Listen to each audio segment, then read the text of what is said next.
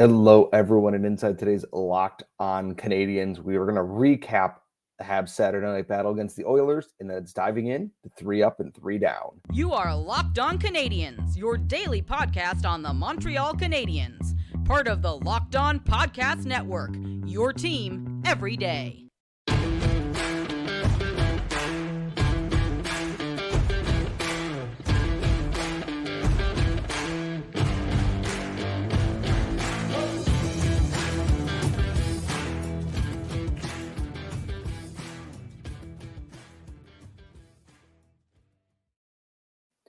Hello, everyone, and welcome to episode 993 of Locked On Canadiens, your daily Montreal Canadiens podcast, part of the Locked On Podcast Network, where you get your team every single day of the week, wherever you get your daily podcast.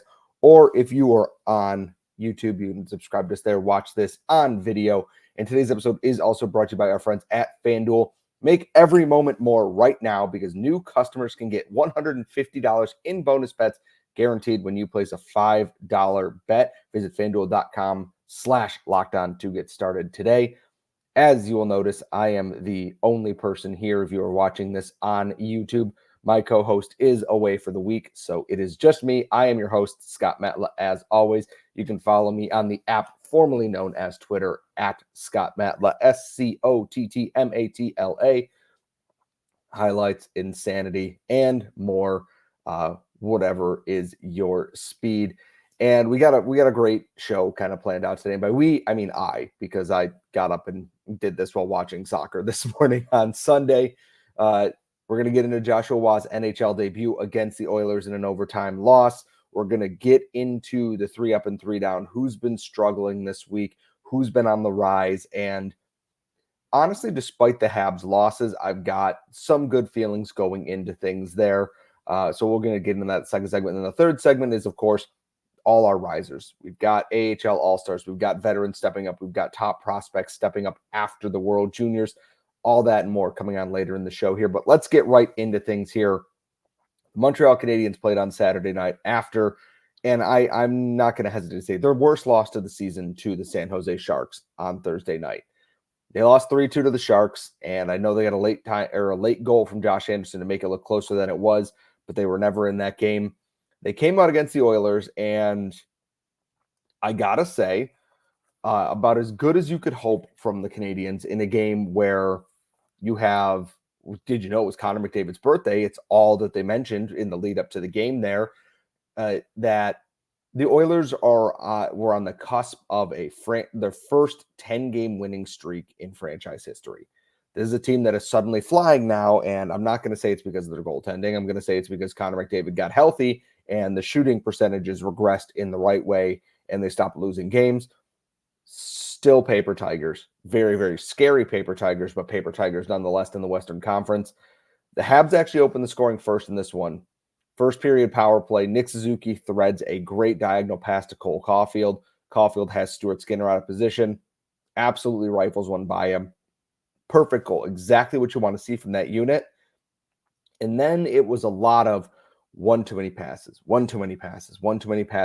Habs got a little bit lucky. Oilers hit a couple of posts before. They did eventually open the scoring on a play where a Warren Foegele flyby kind of tripped the puck onto the top of Samuel Montembeault's skate and pad, like right where that toe is, along the post there. Leon Draisaitl comes in, pokes the puck off his pad and into the net.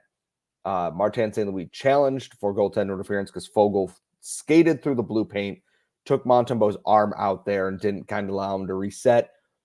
Kind of made sense from a challenge standpoint, but unfortunately, no good.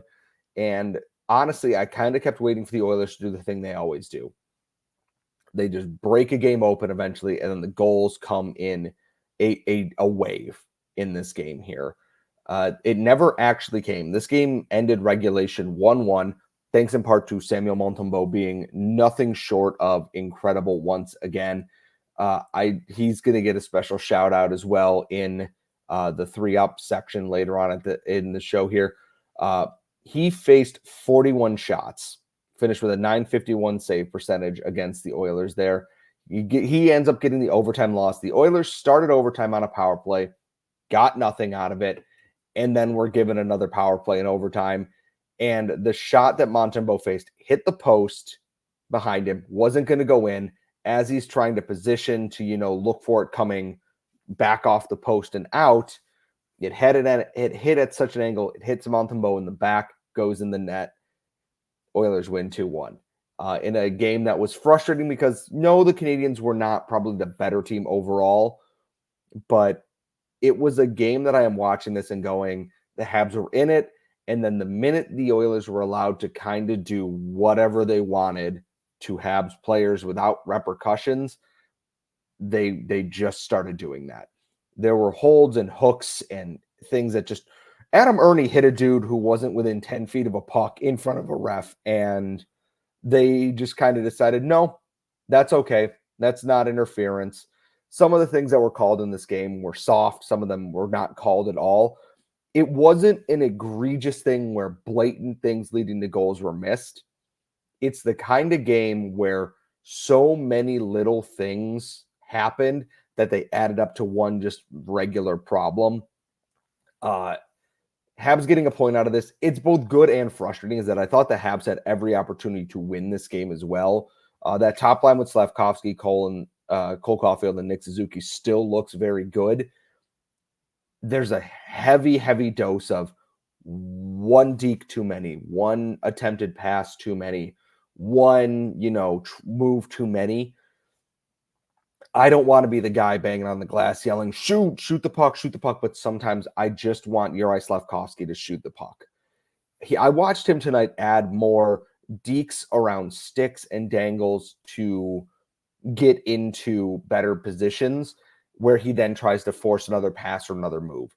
Sometimes just simplify it and take the shot. It'll probably turn out just as good. The big news for this game, though, Joshua Waugh makes his NHL debut, and I haven't actually looked at the full numbers for this game yet, just because it ended so late last night. Yes, the Canadiens got, pummeled in this game. I thought defensively they had sticks in every lane, but getting to the main point here, I'm going to check our total 5-on-5 time on ice here. Led by David Savard, which not usually what you want to see. Joshua Waugh played 11 minutes at even strength. That was fifth least on the team. Brendan Gallagher played 10:51, but also I assume had penalty kill time and everything added into there. Overall, Joshua Waugh played 13 minutes and 3 seconds above only the fourth line. Pezzetta played 5:31. Mitchell Stevens played 7:27. Jesse Ylönen played 8 minutes. Jesse Ylönen finished the game in all situations with a 66% Corsi for and an expected goals for of 91.23%. So why he isn't playing more, I don't know.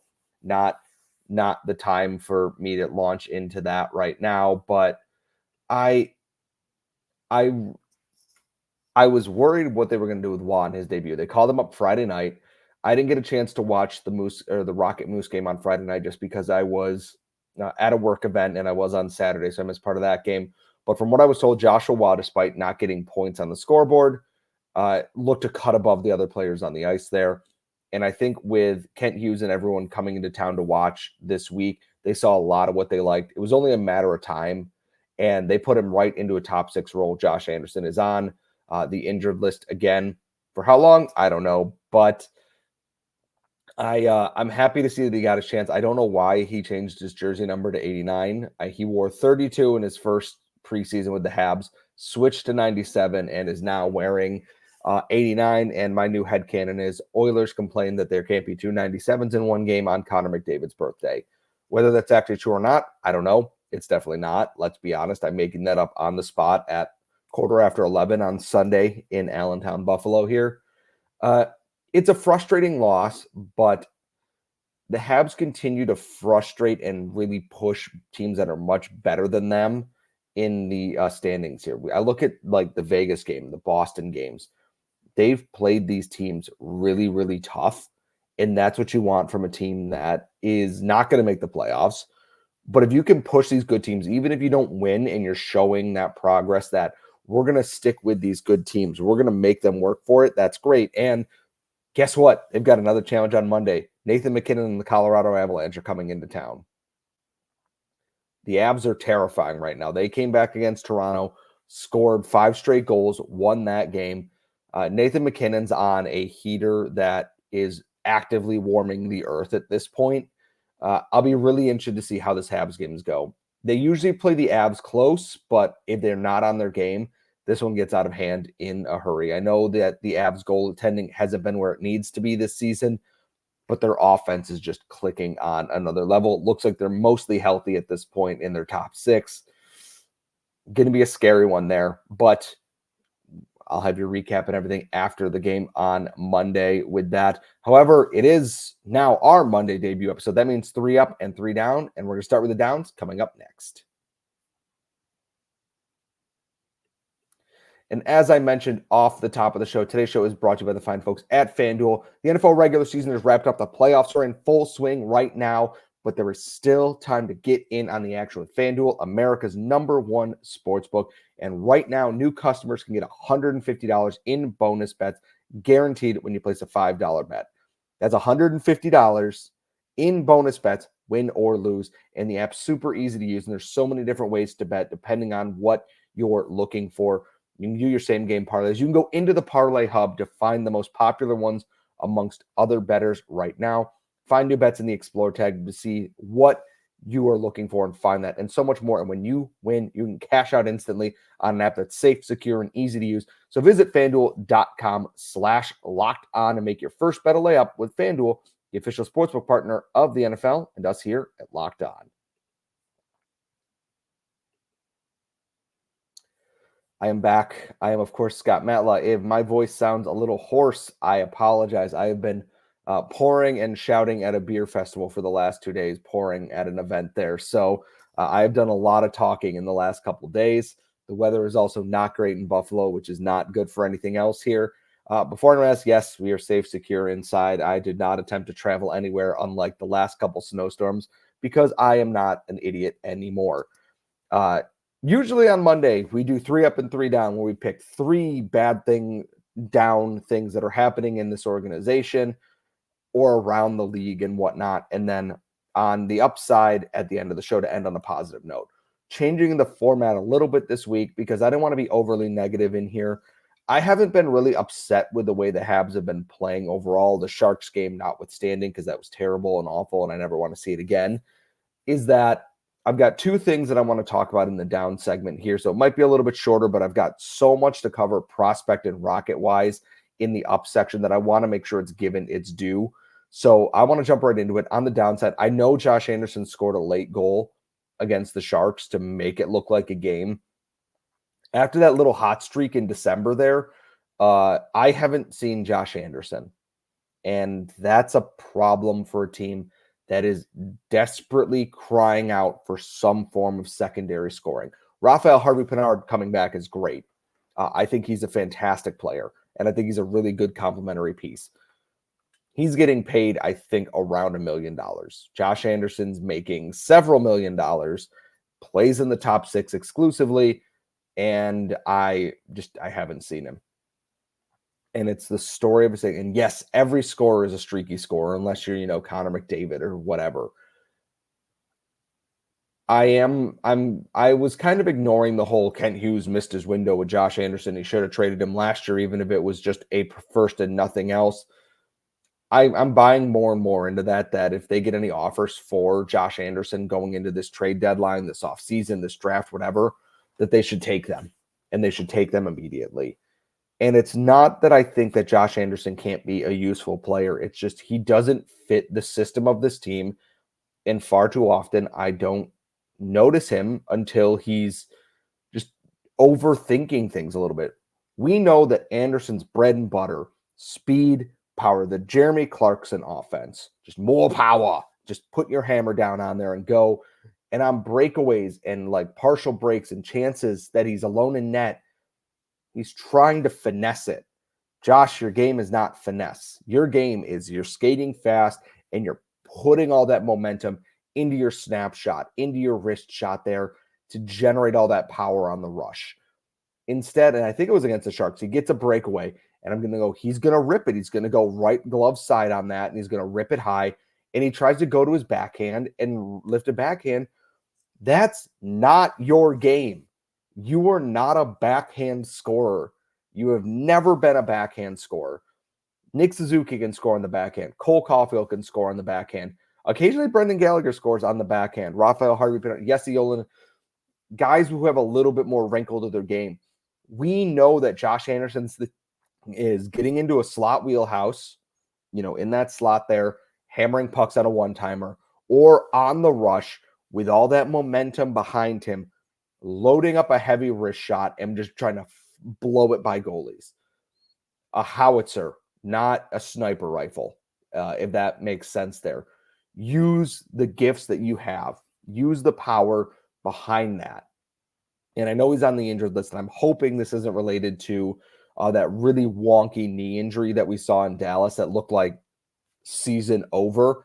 Came back for a few games after that. Obviously scored against the Sharks there, but I'm worried that maybe the knee injury wasn't bad enough to slow him down there, but playing on it made it worse, which again, why?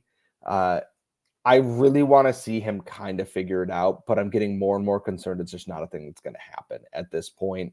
If Hughes can get a deal to, have someone take that contract at full value, I think you move that. I think you absolutely move that as soon as possible. Moving on to the other down segment. Normally, I would talk about the Habs or something else in this. I mostly keep my opinions on other teams' fan bases to myself unless they're doing something particularly egregious. This whole Cutter Gauthier thing has so far jumped the shark that it's come back the other way, and the jet ski that they are jumping the shark is on fire and made of like bottle rockets and Mountain Dew. It's so ridiculous. I haven't been able to fully read all the details on everything, but he made it, due to some family choices, something changing within the organization. And yes, he didn't handle it the best way by maybe not talking to the front office of the Flyers. And I get that. And Laura and I talked about this, that it's like, hey, we don't want to sign you now. When you want to sign, it sends some mixed messages to a guy who is a younger player. He's only 19. And he comes back from World Juniors, gold medal with all of his teammates at Boston College. And what's the first thing that happened? Flyers fans buying up tickets to go there and just boo him for whatever reason. And it's like, wow, you're really making him, regret not doing this. And then there's the guy on Twitter who went through the tour of the BC Hockey Arena and went up to his locker and took a photo with his son with, middle fingers at his name. You're a grown man, and it's a 19-year-old child. What are you doing? Like, if you were, another teenager, maybe I could understand that. You're immature. I get it. I did dumb things like that too. You're a grown man with a child, and this is what you're doing, and you think that for whatever reason, your behavior is okay? Shut up. Just no. Embarrassing. If I were your kid and I look back at that, I would go, my dad's a loser. And it is. Yeah, he didn't sign with you. It sucks. But for a fan base who got gifted Eric Lindros because he didn't want to play for the Quebec Nordiques, there's a deeper irony here. Just some of the outcry I've seen that it's like, and this goes all the way back to people making up rumors and then Kevin Hayes having to deal with death threats, to John Tortorella in a press conference after the Habs game, calling out the reporter who did that and absolutely putting him 6 feet in the ground. I highly recommend you go watch that clip if you haven't seen it yet. Torz isn't always my favorite person in the world, but what he did standing up for a player that isn't even his player anymore is an endearing thing and makes me understand why people want to play for Tortorella. Most of the other people seem to have moved on from this. The people who are treating this like they've been aggrieved, horrendously aggrieved by this, should get over themselves at this point. He's a 19-year-old kid. This is not the end of the world. You're going to be fine. Your team's on a heater, like just behind the Rangers, and you're focused on this still. Let it go. I know the Habs fans saying to let a trade go with acrimonious circumstances. Yeah, I realize that. Just some of the outcry I've seen has been so childish and just, quite frankly, stupid, really stupid. If you ever find yourself as a full-grown adult touring a locker room and you see a player's thing you don't like and you take a middle finger photo next to it, maybe reconsider things in your life, all honestly. I'm going to move on from the down segment now, though. I want to get into some of the gooder stuff, my word, some of the better stuff around the Canadiens organization this week. We got a lot of Rocket talk, a lot of prospect talk, and some flowers for some of the unsung heroes on the Habs, and that's all coming up next.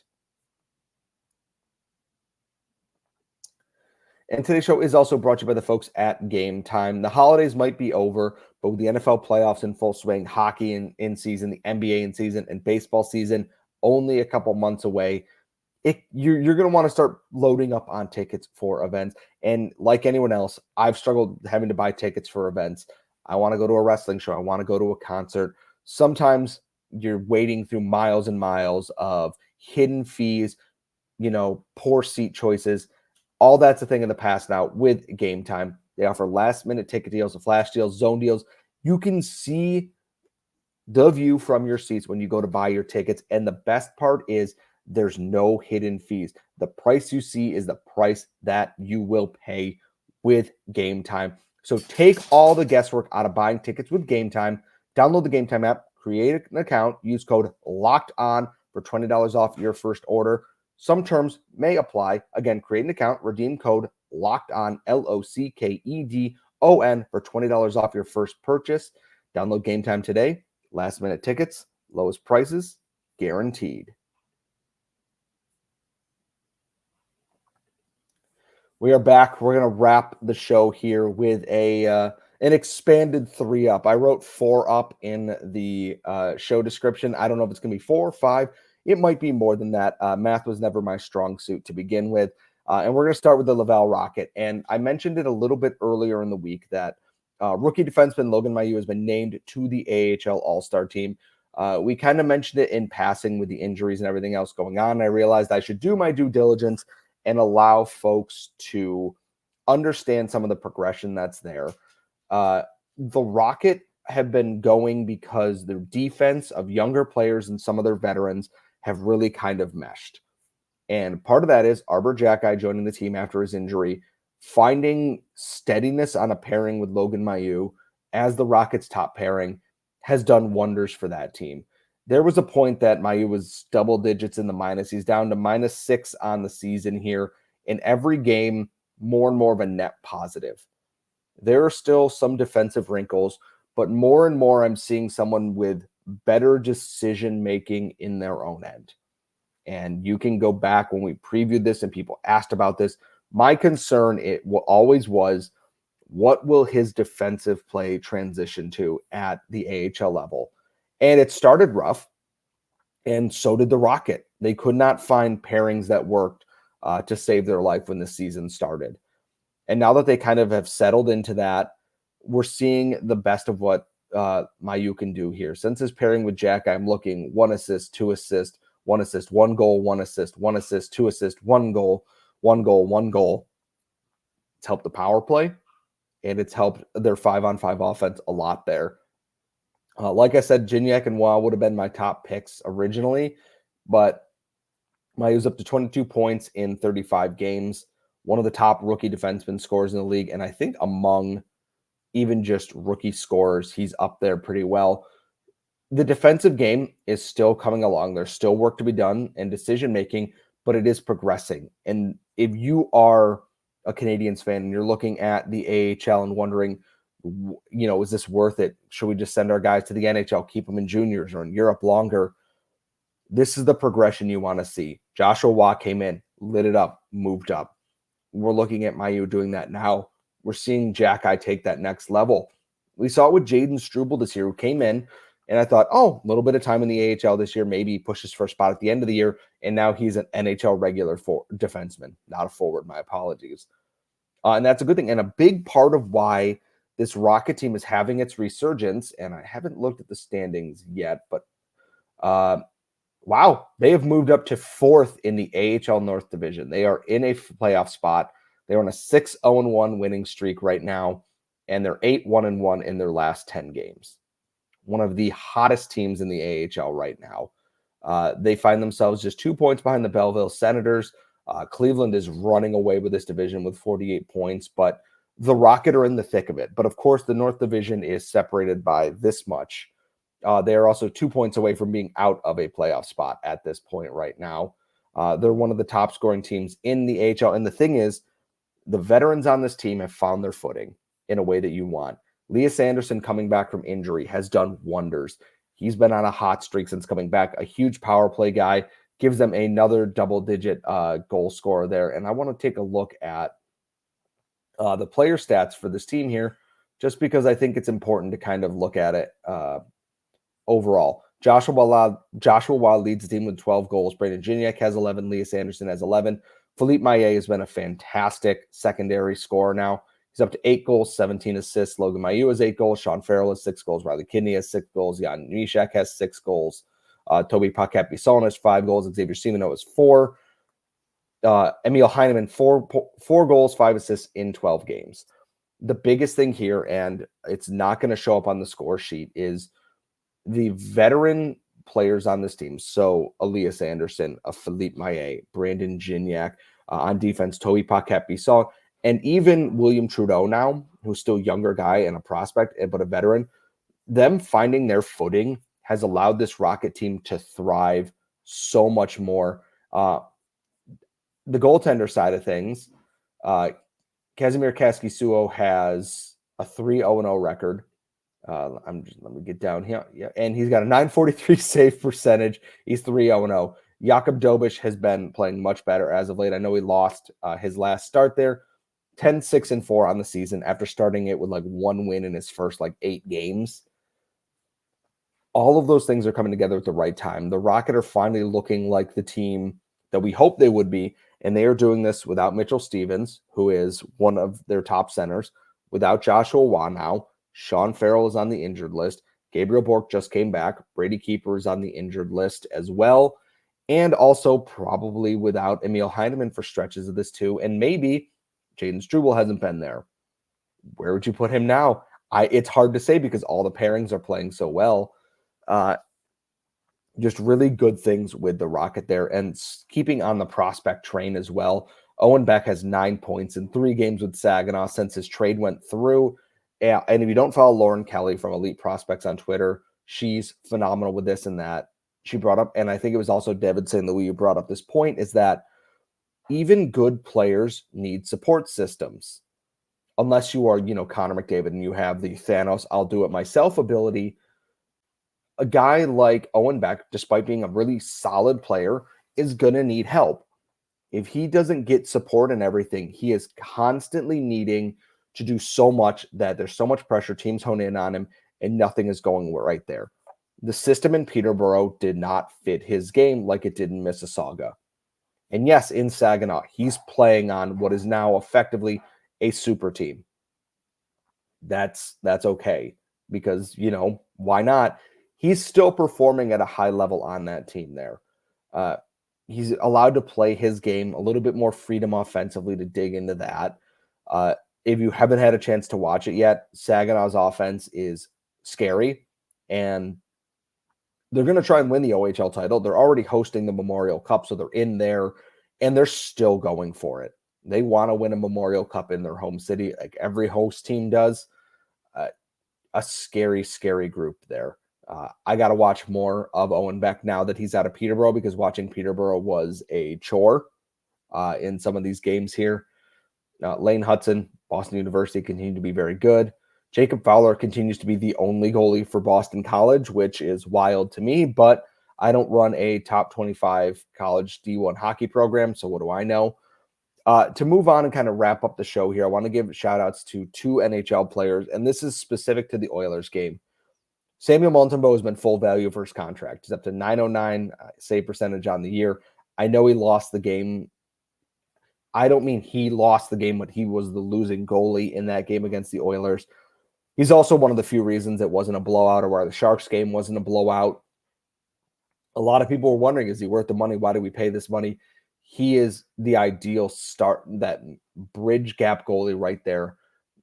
And if they get to the last year and Jacob Fowler or Jakub Dobiš or whomever is ready to take that next step forward there, and Montembeault still playing at a decently high level, you collect a ransom basically for that at the end of his contract there. He's only got, it's 3 years, kicks in next year, and I think he'll just be turning 30 in that time. So a team looking for a 1B backup, temp starter could be that guy, but that's way, way down the road. And Jake Evans against the Oilers. He was in McDavid's head.